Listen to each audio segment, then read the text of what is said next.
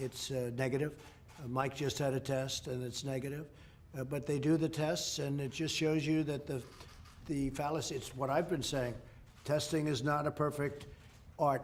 No matter what you do, testing is not a perfect art. So we test once a week. Now we're going to go testing once a day. But even when you test once a day, something happens where they catch something. I've had very little personal contact with this gentleman. Know who he is, good person, but I've had very little contact. Mike has had very little contact with him. But Mike was tested and I was tested. We were both tested. Did it spook him? I mean, it can be scary. Yeah, it's a little bit strange, but it's one of those things. It's, as I said, I said yesterday, Governor, all people are warriors in this country. Right now, we're all warriors. You're warriors, we're warriors. You can be with somebody, everything's fine, and then something happens to that person, and all of a sudden, test positive. And we're all warriors together. I am, you are, we all are. It's what we were saying before. It shows that testing, and we have the best tests in the world. But what happens in between when you got tested and just a couple of days later? So in this case, there were a number of days missed, and it was a long weekend and things, and so you never know.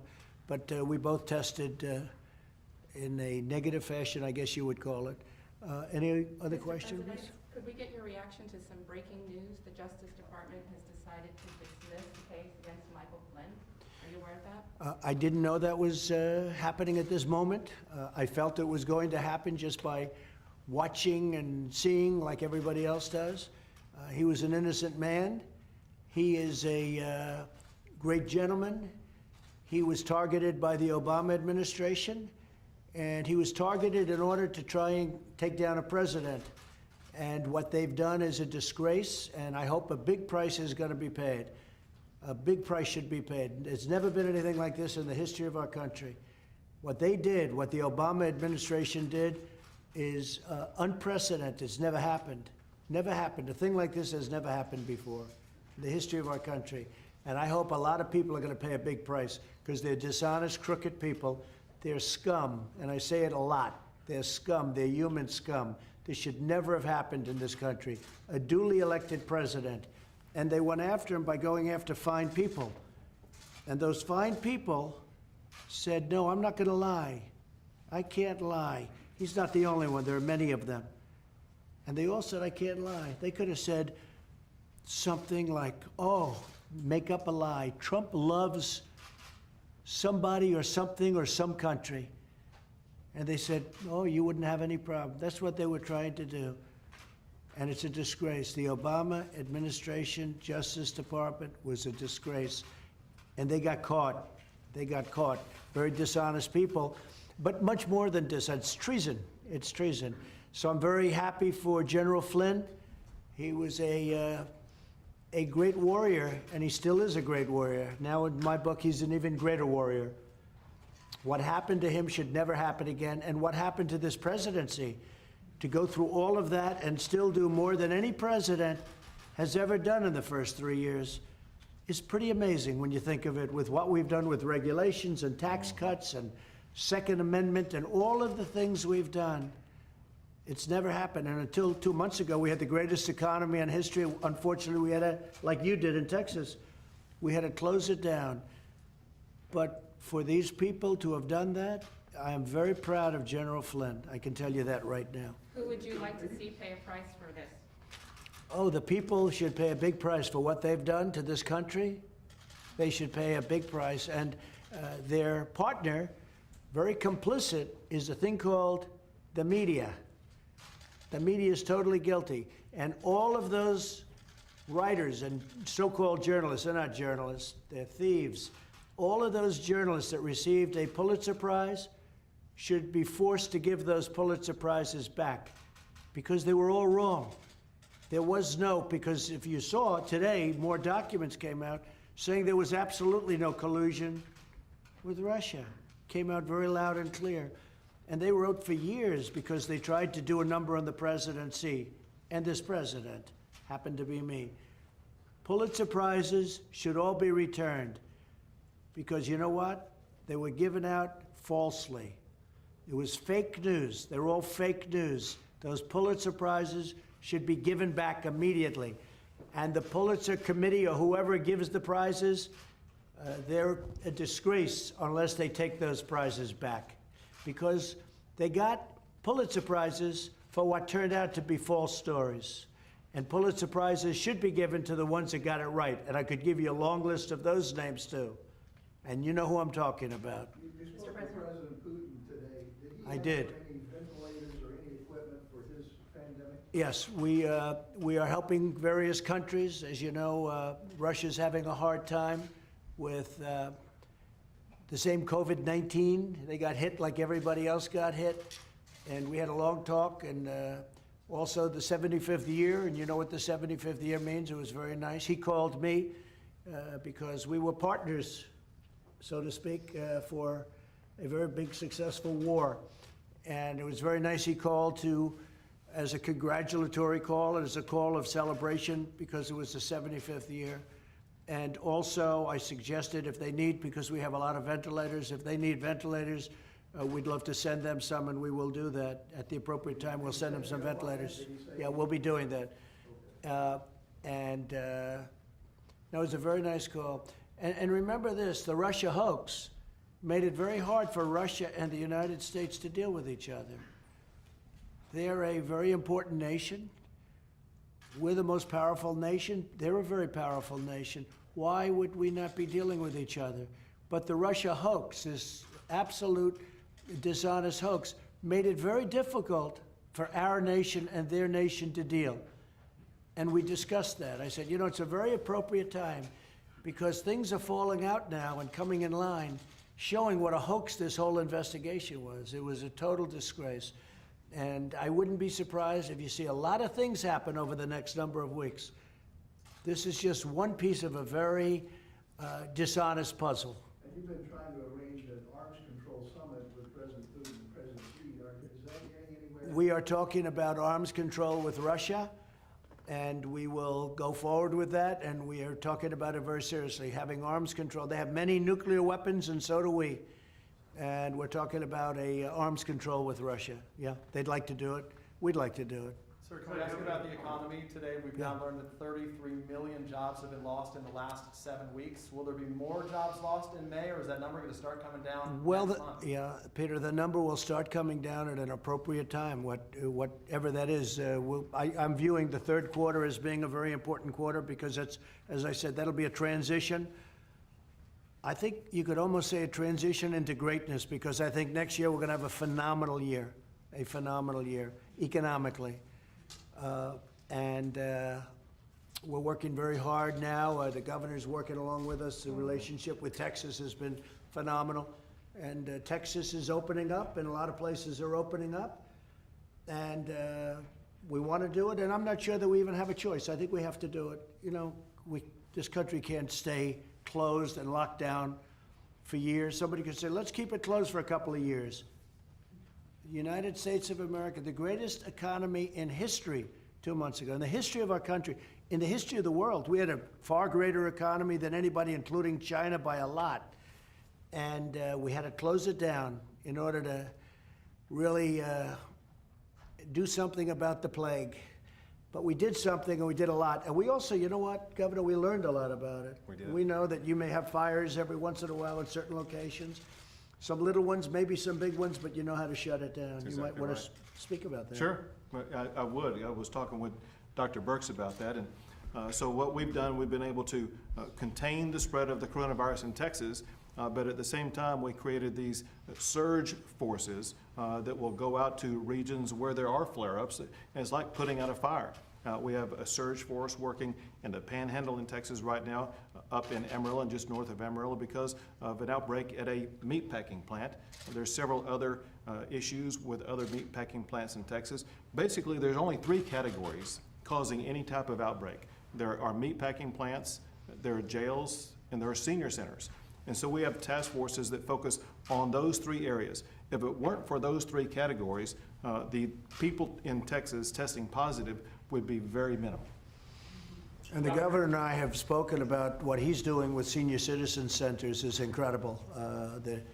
The time and effort and love that you're giving to senior citizens, they were just what has gone on throughout the country in some instances, as you know, senior citizens areas. And the governor's really made that a point, really almost before anybody I can think of. So, And because of that, we have one of the lowest death rates in the United States of America. that's right. Last week in Odessa, Texas, police were used with an armored vehicle and guns drawn to shut down a bar that had opened up in going against the order. What role does police have in enforcing these kind of lockdown and social distancing orders? Well, there's different standards used in different communities. However, today I made one thing clear, and that is, as we go through this process of trying to maintain order in our states, as we are asking the people in our state to comply with these orders, we should not be taking these people and put them behind bars. These people who have spent their life building up a business and being told to shut it down and lose every penny they have, and then if they don't follow every little fine point of all the rules, they suddenly are subject to arrest. That is wrong. And that's why I issued another executive order today saying that in the state of Texas, no one can be put behind bars because they're not following an executive order. Sir, It's following common up- sense. That includes the woman that we've She's- been reading about with she's- the beauty salon. She's free today. Good. Sir, following up on the coronavirus, has the West Wing, has the Oval Office been deep cleaned? Are you contact tracing the people around this area that would have had contact with this person? And is there a 14-day quarantine, or should there be for those who were in touch with this They're person? doing everything that you can do, again, within the limits of testing, and you know what that is. We have the ultimate testing. We have the best tests in the world, and we gave more than anybody else. But I've always said testing is somewhat overrated, because what happens after somebody takes a test? What's going on there? And Mike was just saying the word essential workers, and as you know, essential workers are immune from that. Mike, do you want to maybe mention that? Well, from the CDC guidelines, it's been very clear that from the beginning of this outbreak, for anyone that comes into contact with someone with coronavirus, we early on recommended that people self-quarantine. That recommendation, of course, was before we had done, at this point, some 7.7 million tests around the country, and states like Texas are distributing tests very quickly to people that either have symptoms or are suspected to possibly have contracted the coronavirus. But with regard to essential workers, the president referred to, we've always had an exception. People to keep food on the table, people that are involved in public safety, most especially healthcare workers. We've asked them to continue to go to work by taking other countermeasures, including testing to ensure that they've not contracted the disease. And as the president indicated, the White House now is initiating an effort that the president and I not only will be tested every day, but I think everyone that comes into contact with the president will be tested every day. And so keeping the essential work here at the White House moving forward and our national response is the priority going forward. And the big thing is we've been tested. Every day, you said every day, yes, Can I yes. ask Dr. Burks a question about Texas? Yes, please. Dr. Burks, do you think that the Texas reopening plan is great? Are you thumbs up with them doing the 25% capacity for movie theaters and restaurants and the like? Yeah, no, we had a long discussion. We had a particular discussion, and I think many people know I don't understand the nail salon piece because I've never had my nails done. So I couldn't understand. It's true. So I didn't really understand it. So we talked about, not having them in the first opening wave because you can't really physical distance. And we had that discussion, and he agreed, and we've moved forward together. And I think it's those kind of dialogues. And I think what's really been impressive to me by the governors is how much they know about epidemiology. So they will never be confused in another pandemic ever again, because he came with all of his data about what county had what that was a prison. And believe me, I had all my data with me. And he was able to answer every county and what the issue was. And I think when you look at Houston, when you look at Dallas, and you see the ability to really contain and mitigate those epidemics, but at the same time contain epidemics, then not allow them to spread in the community. This is what we've been asking governors to do with the test and using focus testing to really find asymptomatic cases and protect the vulnerable. And the ability to go into prison, to go into meatpacking plants, and go into the senior care centers and proactively test is really quite extraordinary. And I think we still remain concerned about asymptomatic spread, and we think that the progress that they're making on testing in a focused way to protect others is really a way that we can move forward together to protect everyone in the community. So Texas is a role model for other states? Or Every state is different, so I don't want to get in a comparison with the governors, because I've talked to some incredible governors who are all doing quite a good job. That's true. Dr. Burks, to follow up, or perhaps, Mr. President, 20 states by the account of multiple organizations right now that haven't met the guidelines that you set here have either partially or completely reopened. What do you say to those states that haven't met the guidelines that are already starting that process now? We've looked at all of them. We've spoken to many of the governors, most of the governors.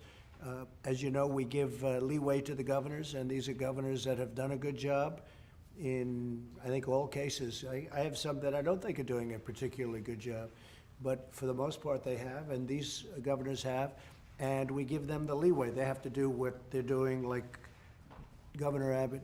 When you look at the job he's done in Texas, I rely on his judgment. And you have parts of Texas, vast parts of Texas, where there's no problem whatsoever. I mean, there's like literally nothing. And it would be a shame to keep that closed. I mean, frankly. Half of our counties either have no cases or 5 or fewer cases. Yeah, it's, the governors have great power as to that given by us. We want them to do that. We rely on them. We trust them. And hopefully they're making the right decisions. Can I ask about Georgia right now? There's been some dramatic video of an unarmed black Georgia man who was shot by police while on a jog. Been a lot of protests about this. Have you seen the video and your reaction to that situation? So I'm getting a full report on it this evening. My heart goes out to the parents and to the loved ones of the young gentleman. It's a very sad thing, but I will be given a full report this evening. Haven't seen the video yet, to be clear. No, I haven't. Mr. President, there's a report about Saudi Arabia that the U.S. is considering removing anti-missile Patriot missile systems from Saudi Arabia. Can you confirm, is that true? Well, I don't want to talk about it, but we're doing some things. We're making a lot of moves in the Middle East and elsewhere. We're doing a lot of things all over the world militarily. We've been taken advantage of all over the world, our military, and in the sense that we're, and this has nothing to do with Saudi Arabia, this has to do with other countries, frankly, much more. We have the most powerful military in the world. We've spent $1.5 trillion since I've been here, more than that, $1.5 trillion on a military that we now have the strongest military we've ever had. We have the best equipment, the best missiles, planes, the best of everything. We're authorizing and just authorized ships, new ships being built. They're all being built in the United States. And their beauties, we have the best submarines in the world by far, and we have submarines being built.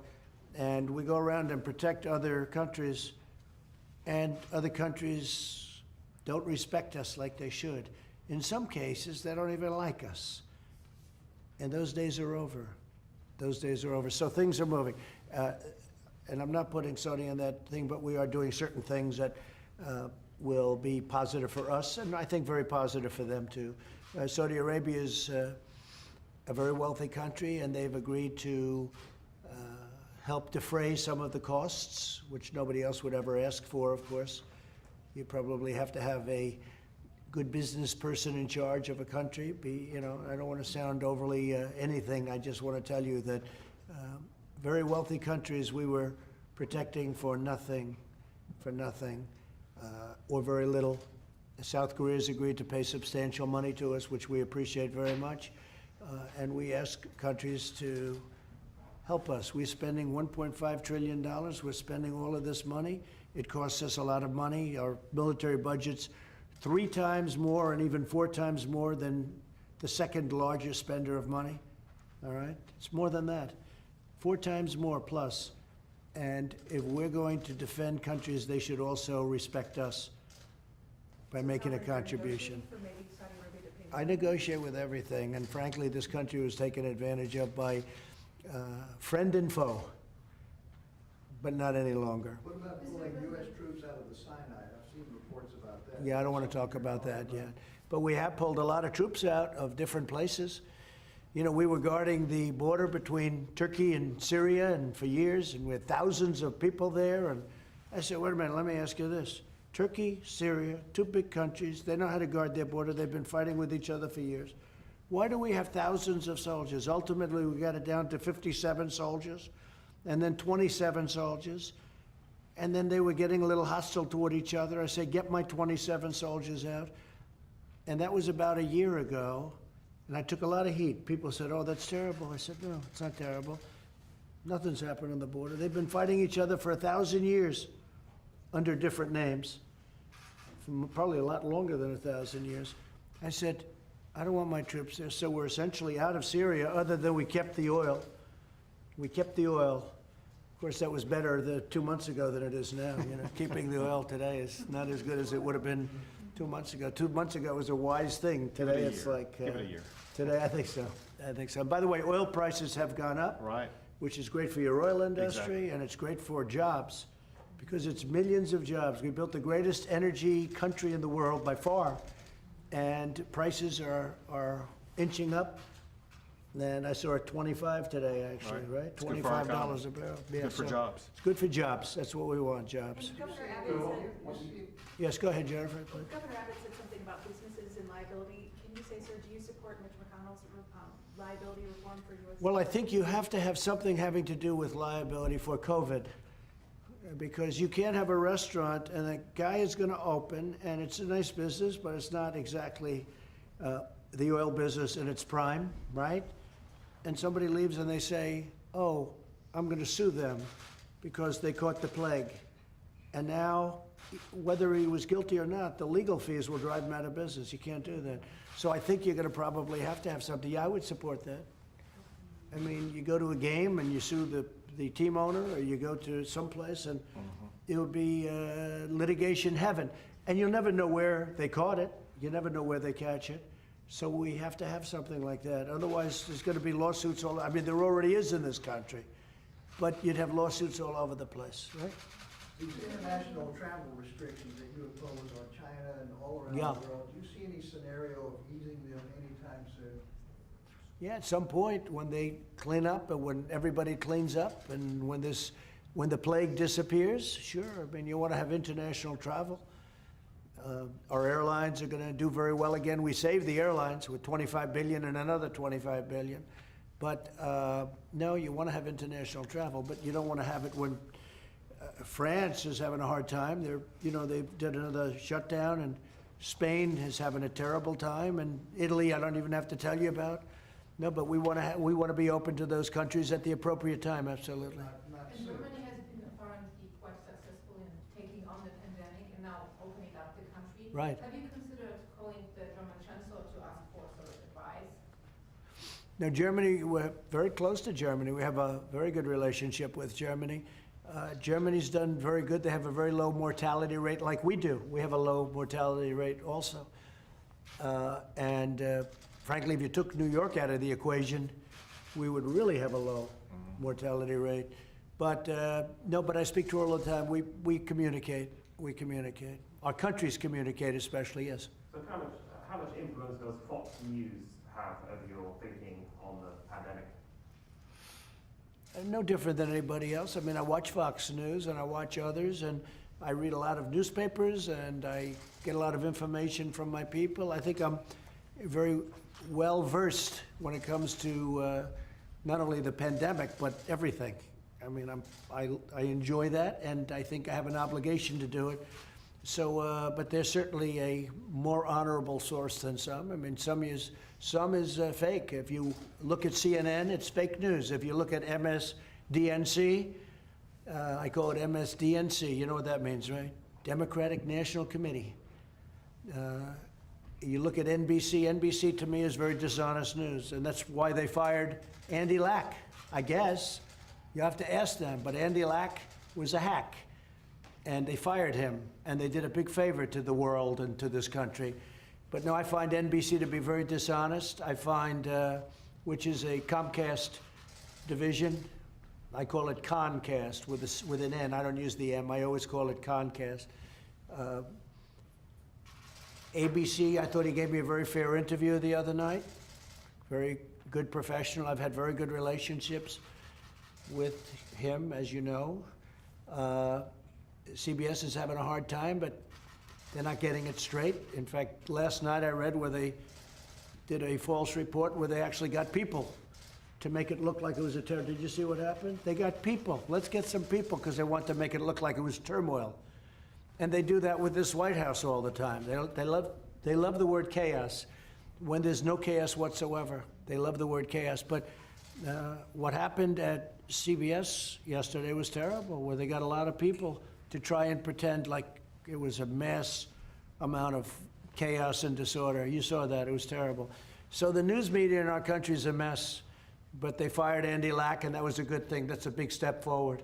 When is your next trip outside of Washington? Have to be reimposed, that there's spikes in places that you have to. I hope not. I don't think so. I think you're going to have embers, as I say. I think you're going to have some fires, maybe some fairly big fires by comparison to what people would even think. But this gentleman's a total professional. I think we've learned a lot. If you would have said that question a number of months ago, it would have been different. The answer would have been different. But today, I think we've learned a lot. And you're going to have some areas in Texas where you'll have to put him out, and he'll put him out. What do you think about that? Well, and we have learned so much the past few months, and we now know first how to go in and contain, but also we now have the resources to go in and to contain. So we're going into these meat packing facilities, we're testing everybody, or we'll go into a jail and we'll test everybody. And we will separate those who test positive from those who test negative. But most importantly, we go into these senior centers because their lives are so vulnerable. And we focus on our seniors, and we focus on ways to reduce their deaths. And so we now have all of these strategies to make sure that we are able to contain any type of outbreak, and that allows the rest of the economy of big states like Texas to continue to go and grow while we manage and contain the outbreaks where they exist. That we wouldn't have known 2 months ago. He couldn't have given that answer. The governor couldn't have given that answer 2 months ago. But we've learned. There's still things we don't know about this crazy plague, this particular virus. But the answer that Greg just gave, which was so good, I don't think you could have given that answer. And I wouldn't have known that answer either 2 months ago. So we've learned a lot. On the Wuhan lab, Mr. President, you had said on Sunday that there would be a very strong report coming out soon about the connection between the lab and the virus. Is that still coming? When should we expect that? It's coming. I don't know that I'm going to give it to you. We're going to learn. Look, it came out of China. Okay? Whether people like to say it or not, everybody knows that. I guess it pretty much, I think that's pretty much known. They tried to blame Europe. They were saying it came out of Europe. It came out of China. Went to Europe, went here, went to 184 countries, probably more than that now. That was a week ago, 184 countries. Can you believe it? And it could have been stopped at the point. It could have been stopped right at the source, and it would have been easy to do, but something happened. Something happened. Either they made a terrible mistake, probably it was incompetent, somebody was stupid, and they didn't do the job that they should have done. It's too bad. Are you considering other economic measures to help people that you don't have to go through Congress on, like another delay in filing federal taxes, that sort of thing? Yeah, things could happen like that. We have to help people. I was watching the Solano owner. She looked so great, so professional, so good. And she was talking about, you know, her children. She has to feed her children. It was great. And we could do things ministerially through executive order or otherwise that can help a lot of people, as an example. Like delays, we could do delays of various filings. And yeah, I could see that happening, Steve. I think a thing like that could happen. Mr. President, people have lived off $1,200, those checks, a lot of them for a couple months. Should they be expected to live off that same $1,200 for the next couple months, or is more money coming? Well, something could happen. There is talk about something happening, and we'll see what's going on. But you know, the greatest thing that could happen? If we could get our country open again and get it going again and have people have these great jobs again. And what we've done is we've been able to have all these thousands and hundreds of thousands of small businesses pay their employees, even though there was no income coming in.